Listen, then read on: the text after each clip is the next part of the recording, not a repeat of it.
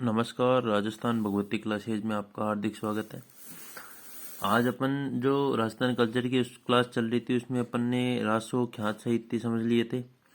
आज अपन जो है रासो ख्यात साहित्य के अलावा अपन ने जो भी ग्रंथ लिखे थे संगीत ग्रंथ उनको समझ लिया था। आज अपन अन्य जो प्रमुख ग्रंथ है जो भी एग्जाम्स में आने लायक है, जो आज तक एग्जाम्स में आए हैं, जो भी प्रमुख ग्रंथ या जो भी प्रमुख कृतियाँ जिन्होंने भी लिखी उन सभी के बारे में जानने की कोशिश करेंगे। तो ज़्यादा बड़ा क्लास नहीं होगी, एक ज़्यादा 15 से 20 मिनट की क्लास होगी जिसमें लगभग जो पुराने जो प्राचीन जो ग्रंथ है या प्राचीन जो साहित्यकार थे उन सभी के बारे में अपन आज पढ़ लेंगे। तो अपन देखते हैं, जल्दी जल्दी देख लेते हैं, ज़्यादा इनमें कोई वो नहीं है, केवल ग्रंथ ग्रंथ ही है जो इम्पोर्टेंट हो सकते हैं। तो मैं आपको सब जो है सामने आपके पेश कर रहा हूँ। सबसे पहले ग्रंथ अगर मैं लेता हूँ तो पृथ्वीराज विजय नाम का ग्रंथ आता है। कौन सा आता है? पृथ्वीराज विजय। पृथ्वीराज विजय किन्होंने लिखा था? ये जयानक नाम के कवि थे, जयानक ने लिखा था। कौन सा? पृथ्वीराज विजय। ये प्रमुख ग्रंथ है। बहुत बार पूछ लिया जाता है कि पृथ्वीराज विजय किनके द्वारा लिखा गया था। पृथ्वीराज रासो लिखा गया था चंद्र बदाई के द्वारा, और पृथ्वीराज विजय किनके द्वारा लिखा गया है?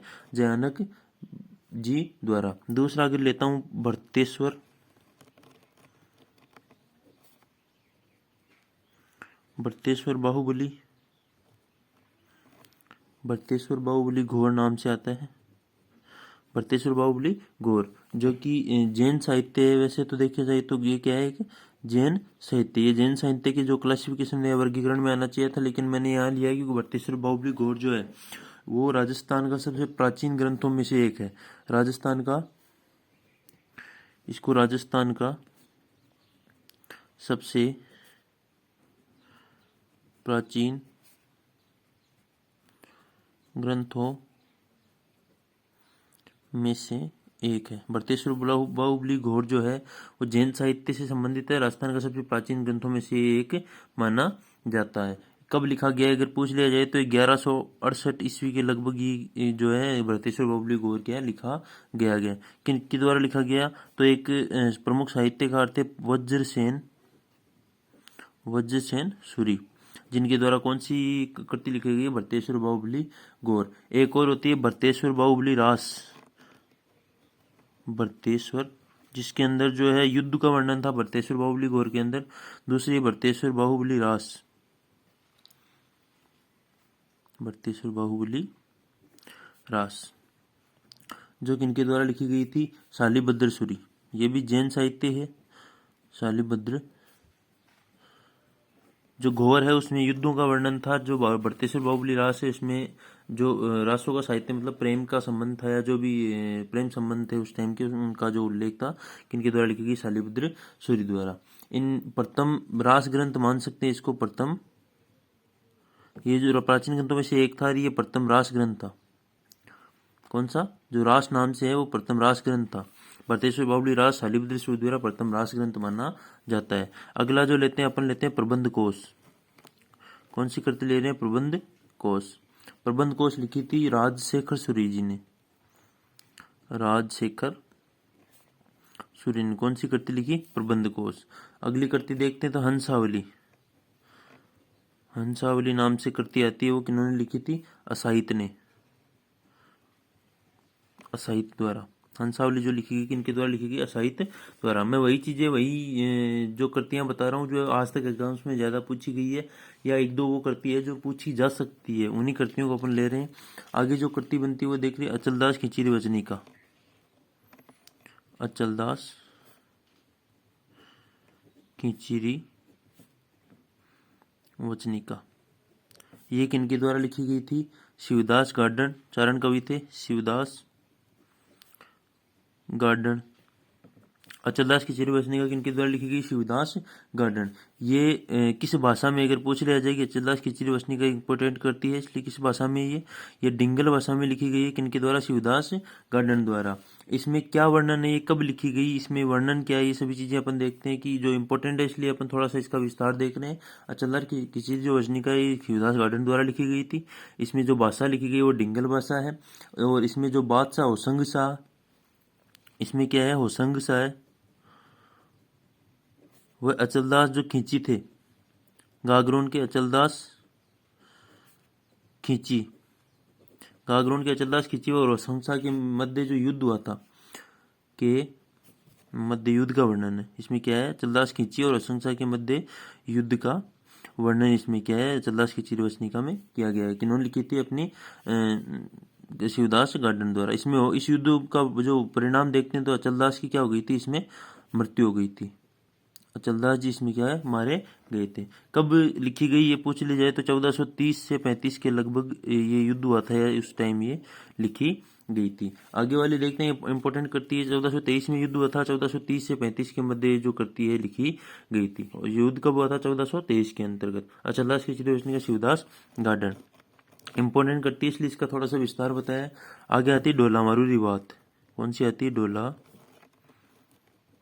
मारूरी बात। डोला मारूरी बात किन्होंने लिखी थी, कुशाल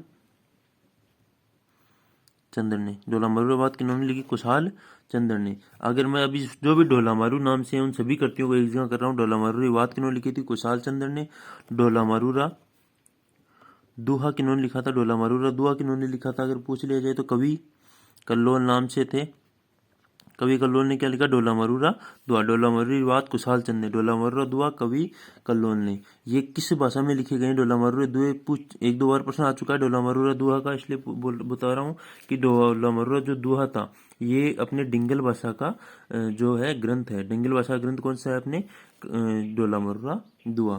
किन के द्वारा लिखा गया, कवि कल्लोल द्वारा। अगर बात करी जाए डोला मरूरा दुआ की तो ये राजस्थान का श्रेष्ठ पढ़ने काव्य है। राजस्थान का श्रेष्ठ प्रणय काव्य में आता है डोला मरूरा दुआ। किन्होंने लिखा, कवि कल्लोल ने। राजस्थान का श्रेष्ठ पढ़ने काव्य कौन सा होता है तो डोला मरूरा दुआ है। किस भाषा में लिखा गया, डंगल भाषा में लिखा गया। अगली जो कृति की बात करता हूँ तो डोला मारूरी चौपाइयाँ क्या आती है, डोला मारूरी चौपाइयाँ। डोला मारूरी चौपाइयाँ किनके द्वारा लिखी गई है तो कुशलाभ जी थे, नाम आता है कुशललाभ। कुशललाभ द्वारा क्या लिखी गई, डोला मर्री चौपाइया। डोला मर्री दुआ कवि कल्लोल। डोला मर्री चौपाइयों में क्या अगर वर्णन पूछ लिया जाए कि क्या वर्णन है, कौन सी भाषा में लिखा गया है तो डोला मर्रा जो चौपाइयाँ हैं ये जो है माघवानल का डोला मर्री जो चौपाइयाँ हैं कुशललाभ जी इनके लेखक थे। तो कुशललाभ जी को एक नाम और दिया गया था, पिंगल शिरोमणि। पिंगल शिरोमणि इनको ये उपनाम भी दिया गया था। इनकी एक कृति के रूप में भी इनको जाना जाता है कि पिंगल शिरोमणि किनकी रचना है, कुशललाभ जी की रचना है। तो पूछ लिया जाएगी पिंगल शिरोमणि एक रचना और है जो किनकी है, पिंगल शिरोमणि भी किनकी रचना है, अपने कुशललाभ जो कवि थे उनकी रचना है। एक और इनकी रचना हो सकती है माघवानल कामकंदला चौपाई। इनकी एक और रचना जो है बोली जाती है कि माघवानल कामकंदला चौपाई। ये रचना जो अगर बोली जाएगी ये रचना किनकी है तो ये रचना भी किनकी है, कुशललाभ जी की है। तो डोला मारू से संबंधित जो भी रचनाएं थी वो अपन ने तीन रचनाएं आती है। डोला मारूरी बात कुशाल चंद्र ने लिखी थी। डोला मारूरा दुआ किन्होंने कवि कल्लोल ने लिखा था। डोला मारूरी चौपाइयाँ किन्होंने लिखी थी, कुशललाभ ने लिखी थी। तो ये जो भी डोला मारू से संबंधित था आपको अलग जगह जाना नहीं पड़ी, इसलिए मैंने तीनों को एक जगह कर दिया है। आगे अगर लिखते हैं तो अगर देखते हैं कि डोला मारू चौपाइयों की बात आता है राव जेत शिरो छंद।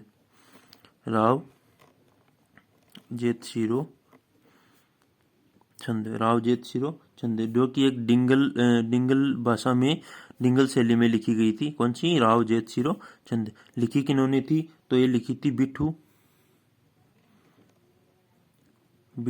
सूजा द्वारा। राव जेत शिरो छंद किनके द्वारा लिखी गई, बिठू सूजा द्वारा। इसमें क्या वर्णन मिलता है राव जेत शिरो छंद में, बाबर के पुत्र कामरान और बीकानेर नरेश जो राव जेत सी थे इनके मध्य जो युद्ध हुआ था उसका वर्णन मिलता है। कौन सा, बाबर का पुत्र कौन था, बाबर का पुत्र था कामरान प्लस अपने राव जेतसी जी। जेतसी के मध्य युद्ध का वर्णन मिलता है। इसमें क्या मिलता है, राव जेत शिरो छंद में डिंगल शैली बिट्ठू सुजा द्वारा लिखी गई थी। बाबर के पुत्र कामरान और जेतसी के मध्य युद्ध का वर्णन इसमें मिलता है। तो राव जेत शिरो छंद किन्होंने लिखी थी, डिंगल शैली की है, किन्होंने लिखी थी, बिट्ठू सुजा ने। अब इसके आगे जो भी कवि जो कृतियां हैं अपन समझते हैं। आगे कृति देखते हैं अपन। अपने सामने आती है हाला झालारी,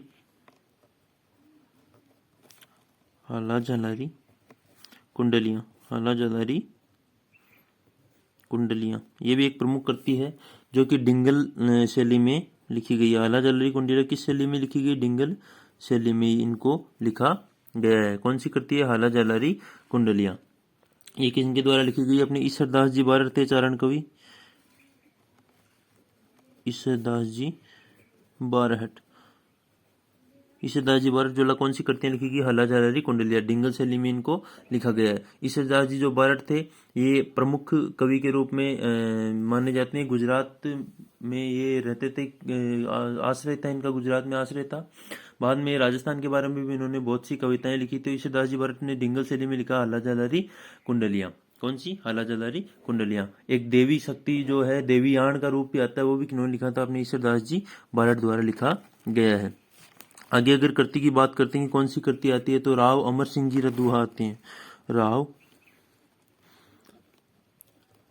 अमर सिंह जी रदुहा। राव अमर सिंह जी रदुहा किनके द्वारा लिखा गया था? केशवदास द्वारा, केशवदास द्वारा। राव अमर सिंह जी रदुआ किनके द्वारा लिखा गया है? केशवदास द्वारा।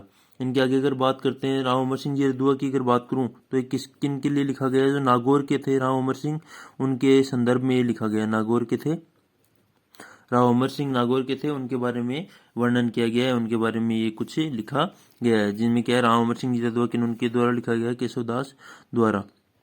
अगर मैं इससे आगे बात करूं तो गुण रूपक,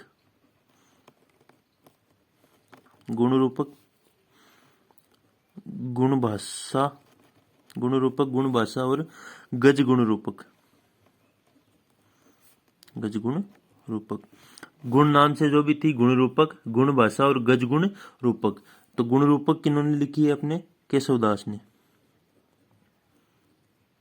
गुण रूपक किसने लिखी है? केशवदास ने। गुण भाषा किन्होंने लिखी है? हेमकवि ने, हेमकवि ने। और गुण गज गुण रूपक किन्होंने लिखी है? शिवदास जी ने। तो तीनों ले लिए अपने। गुण रूपक केशवदास, गुण भाषा हेमकवि, गज गुण रूपक शिवदास। रूपक केशवदास, भाषा हेमकवि और गुण के साथ रूप, गज गुण के साथ, हाथी के रूप के साथ रूप जो लिखा है वो शिवदास जी ने लिखा है। आगे जो लेते हैं अपन, वो लेते हैं नागदमन। नागदमन, नागदमन के साथ अपन रुक्मणी हरण, रुक्मणी हरण, रुक्मणी हरण के साथ अपन ले लेते हैं महादेव, शिव जी, मतलब महादेव मतलब शिव भगवान, और पार्वती की वेली, महादेव पार्वती की वेली। ये जो तीनों कृतियां थी, नागदमन, रुक्मणी हरण और महादेव पार्वती की वेली, ये लिखी थी प्रमुख कवि थे सयाजी, सयाजी झूला। सयाजी झूला नाम से कवि थे, इन्होंने लिखी थी। इनके लिए याद करने की ये टिकोसिक, सयाजी झूला ने नागदमन, रुक्मणी और महादेव पार्वती की वेली लिखी थी। तो तीन कृतियां इनकी, सयाजी झूला, नागदमन, रुक्मणी हरण और महादेव पार्वती की वेली, जिनको मैंने एक जगह क्लासिफिकेशन है, जिनको एक जगह वर्गीकरण कर दिया है। आगे अगर देखें तो वचनिका महेश दास, रतन सिंह और महेश दासो जी वचनिका का नाम आता है। कौन सी वचनिका आती है? वचनिका राठौड़, रतन सिंह जी और महेश दासोत्री नाम है ये कृति का। वचनिका राठौड़ रतन सिंह जी और महेश दासो जी के बारे में इसमें लिखा गया है। या इसको ये भी कहा जाता है कि रतन रासो, इनको क्या कहा जाता है? रतन रासो भी इसको कहा जाता है। वचनिका राठौड़ रतन सिंह जी, महेश दासो जी भी बोला जाता है, इसको रतन रासो भी बोला जाता है। ये लिखी किसने थी? ये लिखी थी जग्गा जी खिड़िया। किन्होंने लिखी थी? जग्गा जी खिड़िया द्वारा ये जो है कृति लिखी गई है। इनके द्वारा? जग्गा जी खिड़िया। कब लिखी गई अगर इसकी बात कर ले कि इसमें वर्णन क्या है, तो 1658 ईस्वी के, इसमें क्या है? 1658 ईस्वी का जो धर्मत का युद्ध हुआ था, 1658 ईस्वी का जो धर्मत का युद्ध हुआ था, उसका जो है वर्णन किसमें मिलता है? रतन रासो में मिलता है। कब हुआ था धर्मत का युद्ध? 1658 ईस्वी में। किन्होंने लिखी है? रतन सिंह रासो, जग्गा जी खिड़िया द्वारा। आगे की अगर कृति की बात करूं प्रमुख जो ग्रंथ है वही ले रहे हैं, तो आगे करती आती है राजविलास। कौन सी आती है? राजविलास, जो किनके द्वारा लिखा गया है? ये भी किस भाषा में लिखा गया है? अपने पिंगल भाषा में लिखा गया है, पिंगल शैली में लिखा गया है। ये किनके द्वारा लिखा गया है? मानसिंह द्वारा। किनके द्वारा? कवि मानसिंह हुए थे, उनके द्वारा कौन सी कृति लिखी गई है? राजविलास। कौन सी? राजविलास। अगर पूछ लिया जाए राजविलास में वर्णन क्या है, तो राज सिंह से औरंगजेब का जो युद्ध वर्णन हुआ था, राज सिंह से जो औरंगजेब है उनका जो युद्ध हुआ था उसका जो वर्णन मिलता है, किसमें मिलता है? अपने राजविलास में। किनके द्वारा लिखी गई थी? मानसिंह द्वारा। किस शैली में? पिंगल शैली में लिखी गई थी। इसके आगे अगर बात करें तो कानड़दे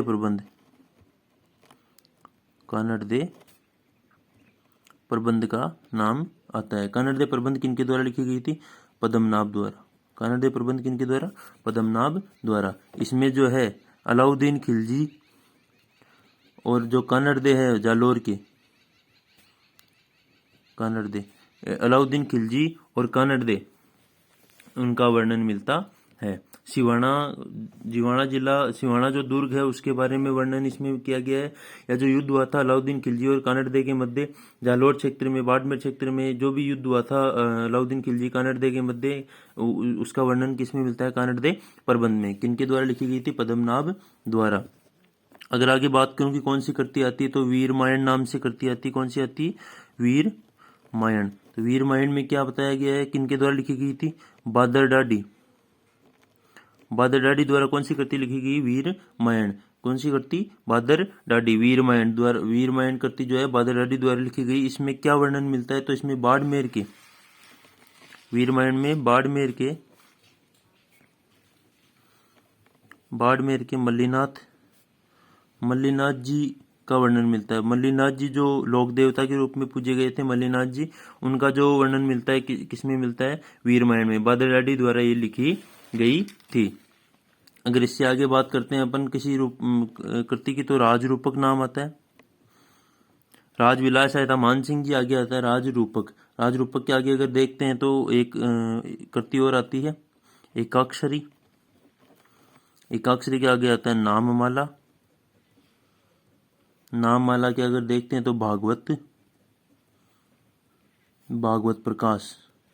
ये जो 3-4 कृतियां हैं ये एक ही आदमी ने लिखी, जिनका नाम था वीरभान रत्नू ने। राजरूपक, एकाक्षरी, नाममाला, भागवत प्रकाश, ये सभी जो कृतियां किन्होंने लिखी थी? वीरभान रत्नू ने। अब अगर बात करूं कि जो राजरूपक है इसमें क्या वर्णन किया गया है, राजरूपक में वर्णन किया गया है, तो इसमें महाराजा अभय सिंह व शेर खां बुलंद जो गुजरात के थे, उनके मध्य जो युद्ध हुआ था उनका वर्णन है। कौन कौन? महाराजा अभय सिंह व शेर खां गुजरात। महाराजा अभय सिंह व शेर खां कहाँ के थे? गुजरात के थे। उनके मध्य जो युद्ध का वर्णन मिलता है उसमें किस कृति में मिलता है? राजरूपक में मिलता है। किसमें मिलता है? राजरूपक में। अगर एक कृति और आती है अभय सिंह व शेर खां के जो मध्य युद्ध हुआ था उसका वर्णन एक और कृति में मिलता है। कौन सी कृति में मिलता है? सूरज प्रकाश में। सूरज जो प्रकाश कृति है उसमें भी किसका वर्णन मिलता है? अपने अभय सिंह और शेर खां के मध्य जो युद्ध हुआ था उसका वर्णन मिलता है। अगर पूछ लिया जाए कि सूरज प्रकाश जो कृति है किन्होंने लिखी है, तो ये लिखी है कर्णिदान कविया। जोधपुर जो राज्य थे उसके आश्रित कवि माने जाते हैं जो कर्णिदान कविया और अपने वीरभान रत्नू, दोनों ने सूरज प्रकाश और राजरूपक में किस युद्ध का वर्णन किया? अभय सिंह व शेर खां के जो युद्ध हुआ था मध्य, उसका वर्णन इन्होंने किया है। इसके आगे अपन जो इम्पोर्टेंट करते हैं वो देख लिए, 1-2 कृतियां और बची उनको भी अपन देख लेते हैं। इससे आगे अगर देखते हैं कि कौन सी कृति आती है, तो रजियारा सोरठा आता है। रजियारा सोरठा नाम से कृति आती है, रजियारा सोरठा, जो कि किनके द्वारा लिखी गई है? कृपाराम खीड़िया थे, उनके द्वारा क्या लिखा गया? रजियारा सोरठा। क्या लिखा गया? रजियारा सोरठा। अगर बात करूं कृपाराम खीड़िया का मूल नाम क्या था, अगर इनका मूल नाम पूछ लिया जाता है, कई बार एग्जाम में पूछ लिया गया, तो जगराम नाम से इनका मूल नाम जो जाना जाता है, कौन सा जाना जाता है? जगराम। और अगर इनका कृति में कौन सा नाम है? कृपाराम खीड़िया। इसमें अगर बात करूं कि कृपाराम खीड़िया का नाटक बोला जाता है कि इनका एक नाटक और था, कौन सा नाटक था?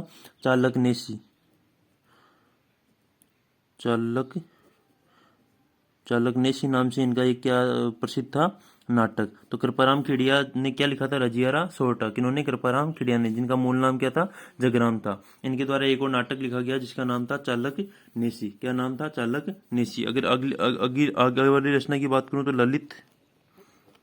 ललित विग्रहराज, ललित विग्रहराज इस कृति का नाम आता है। कौन सी कृति है, ललित विग्रहराज, जो किनके द्वारा लिखी गई थी, सोमेश्वर द्वारा। किनके द्वारा, सोमेश्वर द्वारा। ललित विग्रहराज जो है सोमेश्वर द्वारा लिखी गई थी। इनका जो ये क्या है, ललित विग्रहराज एक नाटक है। ललित विग्रहराज क्या है, नाटक है, जिसमें जो विग्रहराज चतुर थे, अपने चौहान शासक थे, विग्रहराज चतुर अजमेर शासक थे, उनके द्वारा उनके बारे में लिखा गया नाटक है ये, सोमेश्वर द्वारा ये लिखा गया है। आगे जो रचना अपन देख रहे हैं, बुद्धि विलास। कौन सी, बुद्धि विलास जो रचना है उसको अपन देख रहे हैं। बुद्धि विलास अपन देख रहे हैं, जो कि लिखी थी बख्तराम शाह ने। किन्होंने लिखी थी, बख्तराम शाह ने। अब पूछ लिया जाएगी बुद्धि विलास किनके द्वारा लिखी गई, तो बख्तराम शाह द्वारा लिखी गई है। आगे जो रचना आती है कुवलय माला, कुवलय माला। तो ये जो रचना है किनके द्वारा लिखी गई, उद्योधन सूरी द्वारा। कुवलय माला रचना किनके द्वारा लिखी गई, उद्योधन सूरी द्वारा। राज रत्नाकर किनके द्वारा लिखी गई, राज रत्नाकर किनके द्वारा लिखी गई, सदाशिव भट्ट द्वारा। सदाशिव भट्ट द्वारा कौन सी कृति लिखी गई, राज रत्नाकर। तो ये जो भी प्रमुख कृतियां थी, अपन ने लगभग कृतियों को देख लिया है। अब एक नाम से 3 कृतियां और आती है जिनको भी देखना अपने लिए इम्पोर्टेंट हो सकता है। गोरा बादल, दूसरी है गोरा बादल के साथ पद्मिनी, गोरा बादल पद्मिनी चौपाई। गोरा बादल का ये कृति गोरा बादल नाम से थी। दूसरी है गोरा बादल पद्मिनी चौपाई। तीसरी अगर कृति देखते हैं तो गोरा बादल री बात। ये 3 कृतियां अलग अलग कवियों ने लिखी थी। जो गोरा बादल कवि जो कृति थी वो लिखी थी नरेंद्र मिश्रा ने। गोरा बादल री चौपाई जो लिखी थी वो हेमरत्न ने लिखी थी। किन्होंने लिखी थी, हेमरत्न ने। तीसरी जो है गोरा बादल री बात, वो किन्होंने लिखी थी, जयमल, या जिनका नाम है जटमल। जयमल भी बोलते हैं, जटमल भी बोलते हैं। ये जो तीनों प्रमुख कृतियां थी वे भी अपन ने एक साथ ही लिख ली है। तो मैंने जो भी प्राचीन या जो पुराने टाइम में कृतियां लिखी गई है, आधुनिक काल की नहीं होकर पुराने जो समय थी उसकी कृतियां थी, जो एग्जाम्स में पूछी जाती है, या राजा महाराजाओं के काल की जो कृतियां थी, उन सभी को अपन ने एक जगह लिख लिया है ताकि आपको याद करने में आसानी रहे। ये सभी कृतियां आपके एग्जाम पॉइंट ऑफ व्यू से बहुत ही इंपॉर्टेंट है, इसलिए वीडियो को ढंग से देखना और सभी कृतियों को नोट्स बना लेना। अगर आपको हैंड रिटन नोट्स चाहिए कि हाथ से लिखे हुए नोट्स चाहिए जिनके आप PDF निकाल सको, तो भगवती क्लासेज का जो टेलीग्राम चैनल है उसको आप ज्वाइन कर लो। अगर वीडियो लाइक आए तो इसको लाइक करना, शेयर करना, कमेंट करना और चैनल को सब्सक्राइब जरूर कर लेना। धन्यवाद।